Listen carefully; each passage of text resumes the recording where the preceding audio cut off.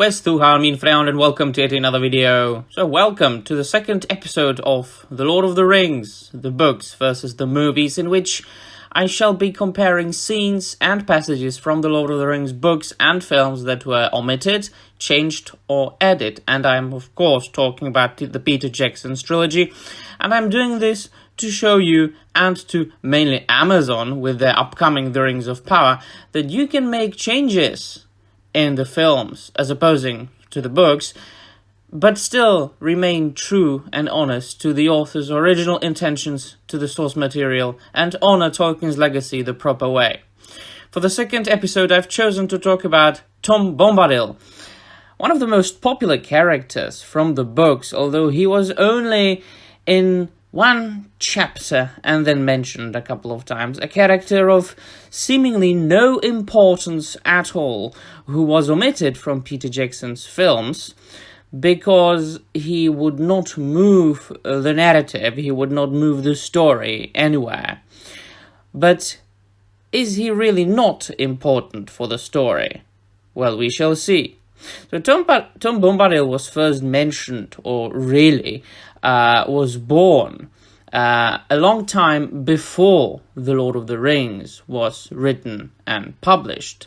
He first appeared in a poem that Tolkien wrote in 1934 and was called The Adventures of Tom Bombadil, and the passage from this poem goes: "Old Tom Bombadil was a merry fellow, bright blue his jacket was, and his boots were yellow, green were his girdle, and his breeches all of leather. He wore in his tall hat a swan wing feather. He lived up under hill, where the Withywindle ran from a grassy well down into the dingle."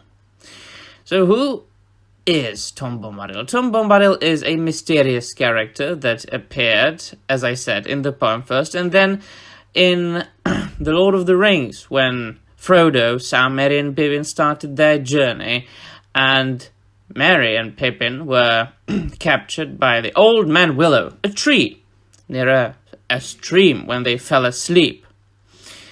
And Tom Bombadil was a fellow that saved them, because he approached, or he danced to their rescue. He sang to Old Man Willow, and Old Man Willow released Merry and Pippin.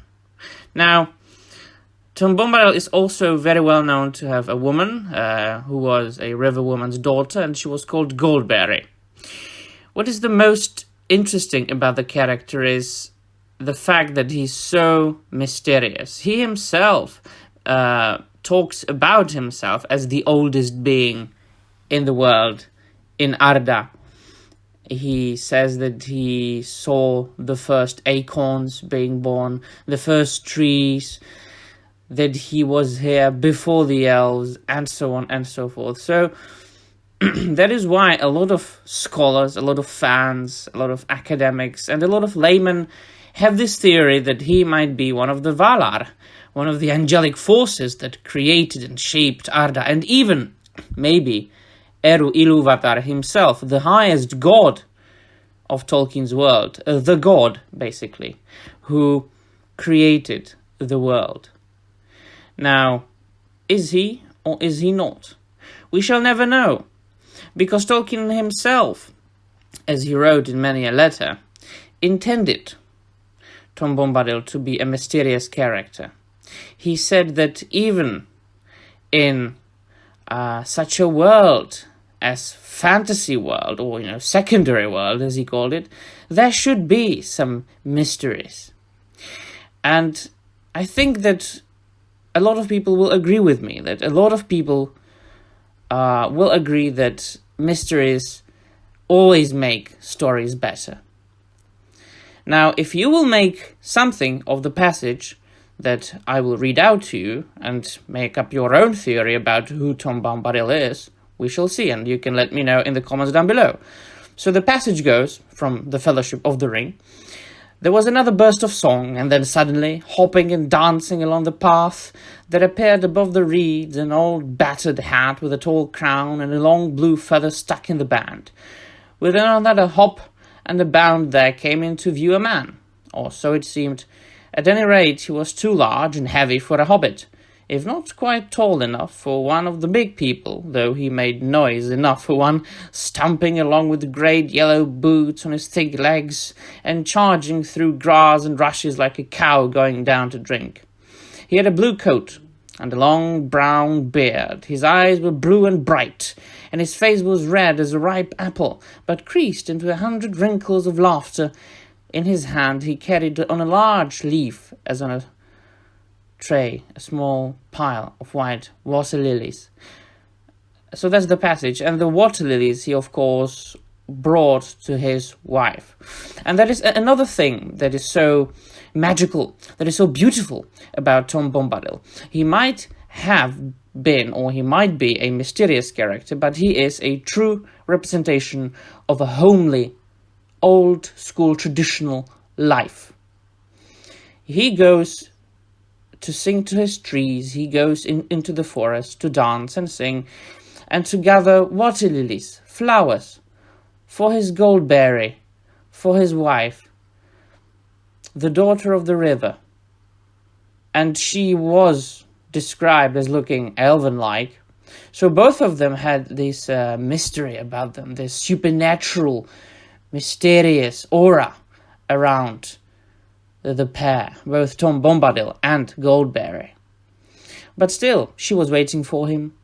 They had dinner with the hobbits, and they told stories and went to bed. But what is also very important and interesting is to mention that when Frodo put his ring, or Sauron's ring, the One Ring, on his finger in Tom Bombadil's house, Tom Bombadil could see Frodo, even though Frodo was, of course, invisible. And then Tom Bombadil took the ring and slipped the ring on his finger like halfway, and he did not disappear. And it seemed to have no effect on Tom Bombadil whatsoever. And we know that the ring had very negative effects on Galadriel. It even tempted Gandalf. Not mentioning, the notoriously known Isildur and Gollum and Bilbo and Frodo and Boromir, all, everybody, except for Tom Bombadil. And I think that it is precisely for these reasons why he was omitted from the film. Because I don't want to say it would move the story nowhere, but you could not really honor the character properly. It can't be made into a film because his mysterious nature. The common viewer would not understand, would not know what to make up of Tom Bombadil. He is such a magical character because he is so mysterious, and because he will, I hope, forever remain just and only on the pages of Tolkien's work. So let me know in the comments down below what you think about it. If you've read The Lord of the Rings and you have already known, or you had already known about Tom Bombadil before I told you, or if this is the first time that you hear about the character of Tom Bombadil, and if it made you want to read the book even more. I want to hear all about it. So yeah, let me know in the comments down below, my friends, and maybe give me some tips for the next episodes about the changes that were made into the films from the books. I may use them for my next videos. And that will be all. Thank you very much for watching, and Namarie.